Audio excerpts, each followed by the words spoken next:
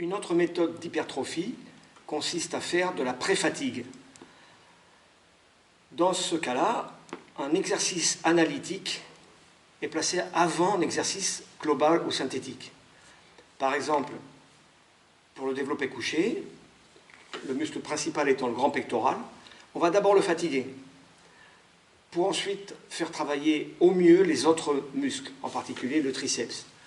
Donc on a fatigué le muscle principal, comme ça le triceps sera sollicité au mieux lorsqu'on fera le geste suivant, qui est le développé couché. Donc on va partir dans l'idée de faire 2 à 3 séries de 10 répétitions à 60% en butterfly. Alors quand on n'a pas de machine à butterfly, on va faire de l'écarté couché. Et ensuite, on va enchaîner un exercice de force pour le grand pectoral. Donc on est parti pour 2 à 3 séries de 10 à 60% en écarté couché.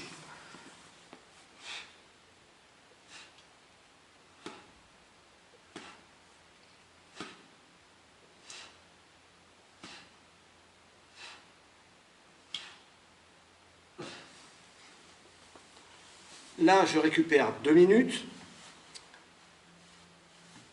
J'enchaîne sur une deuxième série. De nouveau, récupération 2 minutes. Puis j'enchaîne sur une troisième série, en fonction de ma capacité à réaliser cette série-là. Et ensuite, après 2 minutes de récupération à la fin des 2 à 3 séries, je vais enchaîner du 3x3 à 90%. Sachant que cette fois-ci, mes récupérations seront plus longues, puisque je vais travailler davantage sur de la force, donc de 3 à 5 minutes. Donc là, bien sûr, une fois encore, il est judicieux d'avoir préparé le matériel, de ne pas s'y prendre au dernier moment. Donc là, je vais enchaîner à 90% sur 3x3.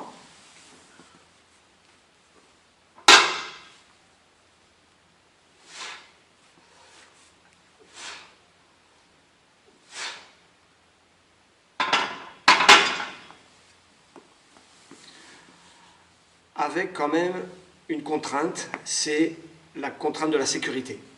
Là, pour l'instant, je suis seul, je n'ai pas de parade, donc je travaille avec des charges inférieures à ce que je suis capable de soulever. J'aurais pu me mettre en position dans une cage à squat avec un blocage bas avec les bras. J'ai choisi de vous présenter cette méthode-là, simplement parce que tout le monde non plus ne dispose pas d'une cage à squat. Donc là, j'ai une première série à 3 fois 90%. Je récupère 3 à 5 minutes. J'enchaîne une deuxième, puis une troisième série. Et là, j'ai fini ma séance de pré-fatigue pour le pectoral et les triceps.